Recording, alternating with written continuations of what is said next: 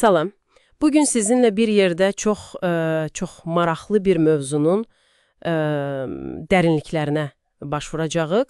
Mənbələrimiz əsasən Wikipediyadandır və mövzumuz 1453-cü il Konstantinopolun fəthi. Gəlin görək, bu tarixi hadisənin Osmanlı üçün əsl mənası nə idi? Mənbələrdən nə kimi detallar var? Bəli, həmin dövrdə Bizans imperiyası, yəni demək olar ki, artıq kölgəyə dönmüşdü. Amma Konstantinopol özü hələ də möhtəşəm bir simvol idi, strateji qalaydı. Elədir. Osmanlılar üçün isə bu şəhər imperiyanın o Asiya və Avropa torpaqları arasında bir növ əngəl idi.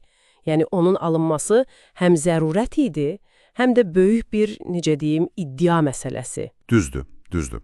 Şəhər əvvəllər də mühasirəyə alınmışdı axı. Hətta 1-ci Bəyazid, 2-ci Murad kimi sultanlar cəhd etmişdi, amma alınmamışdı.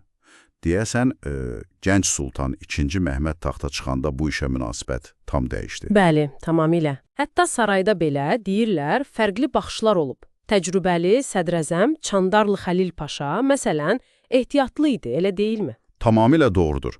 Çandarlı kimi, belə deyək, təcrübəli fiqurlar bunun böyük risk olduğunu düşünürdü. Amma Zağanos Paşa kimi hərbi xadimlər isə fəthin tərəfdarı idi. Bu, gənc sultan üçün həm də bir, daxili siyasi sınaq idi. Bizansın isə əsas güvəncə yeri o nəhəng divarlar idi. Bir də Qızılbuynuz limanının girişini qoruyan o məşhur zəncir. Amma şəhərin müdafiəçiləri əslində sayca çox az idi. Və beləliklə mühasirə başlayır. 6 aprel 1453. Mənbələrdə o dövr üçün, yəni nəhəng sayılan şahi toplarından çox bəhs edilir. Bunlar həqiqətən də oyunu dəyişdi. O toplar. Deyilənə görə Macar mühəndis Urban hazırlayıb, hətta biri partlayıb özü də ölüb. Bəli. Bu toplar təkcə divarları dağıtmaq gücündə deyildi, həm də müdafiəçilər üzərində böyük psixoloji təsir yaradırdı. Dəhşətli səs idi.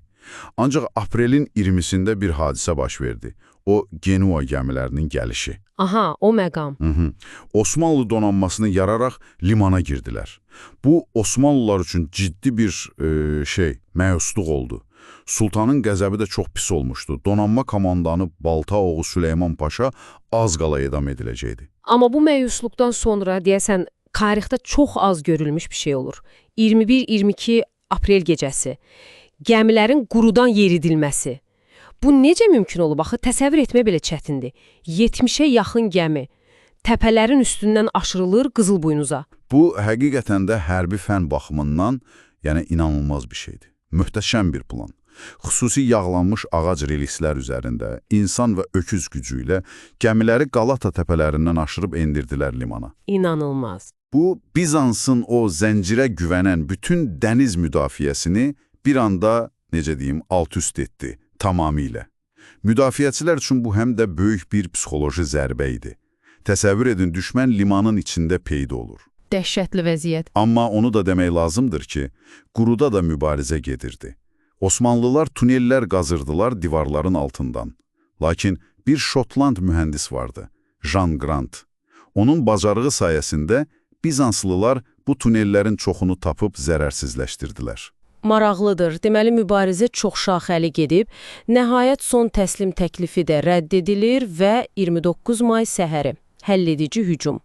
Deyilənə görə 3 dalğalı bir hücum olub, çox qanlı keçib, müdafiənin əsas fiqurlarından o Genuyalı Justinianinin yaralanması. Bəli, Justiniani.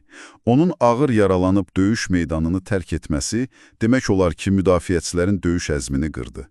Sonuncu dalğada, Yeniçərilər döyüşə girəndə nəhayət divarlardan bir neçə yerdən keçməyi bacardılar. Və şəhər süqut etdi. İmperator Konstantinin də döyüşərək öldüyü deyilir. Rəvayətlər belədir, bəli. Şəhər alındıqdan sonra 3 gün qarətə icazə verilir, amma 2-ci Mehmet şəhərin tamamilə dağılmasına imkan vermir və Ayasofya dərhal məscidə çevrilir. Bu da çox simvolik bir addım idi, əlbəttə. Və çox maraqlıdır ki, fəthdən dərhal sonra Sultan o, mühasirəyə əvvəldən qarşı çıxan sədrəzəm Çandarlı Xəlil Paşanı edam etdirir. Bu həm də daxili rəqibləri bir mesaj idi deyəsən. Mütləq. Bu sultanın mütləq hakimiyyətini, yəni gücünü göstərməsi idi. Çandarlı çox nüfuzlu fiqur idi axı. Üstəlik Osmanlı sultanlarının özlərini Qayseri Rum, yəni Roma imperatoru adlandırması, bu da çox iddialı səslənir, hə? Əlbəttə. Bu sadəcə bir titul deyildi. Bu, Osmanlıların özlərini Bizansın, yəni Şərqi Romanın varisi kimi gördüklərini göstərirdi. Artıq yeni bir dünya gücü olduqlarını bəyan edirdilər. Bu fəth Bizans imperiyasını tarix səhnəsindən sildi. Bəli. Və Osmanlı imperiyasının Avropadakı mövqeyini bir dəfəlik möhkəmləndirdi. Onu da qeyd etmək lazımdır ki, imperiyanın idarəçiliyində və ordusunda o devşirmə sistemindən gələnlərin, yəni Balkanlardan gətirilib müsəlmanlaşdırılan və birbaşa sultana bağlı olanların, yeniçərilər kimi, rolu daha da artdı. Deməli, Konstantinopolun fəthi sadəcə bir şəhərin alınması deyilmiş. Bu, həm ağlasığmaz hərbi fəndlərin, o qurudan gəmi yeritmək kimi, həm də çox inadkar bir iradənin, strateji düşüncənin nəticəsi idi. Bir imperiyanın sonu, digərinin isə əsl yüksəlişi. Tamamilə. Bəli. Və sonda belə bir sual üzərində də düşünmək maraqlı olar bəlkə də. Əgər Osmanlılar özlərini həqiqətən də Roma varisi, yəni Kayseri Rum kimi görürdülərsə, bu fətə bəlkə də sadəcə bir son kimi yox, eyni zamanda imperiya mirasının, gücün bir sivilizasiyadan digərinə bir növ ötürülməsi kimi baxmaq olar. Bu baxış bucağı o dövrü və Osmanlı kimliyini anlamağımıza necə təsir edər sizcə?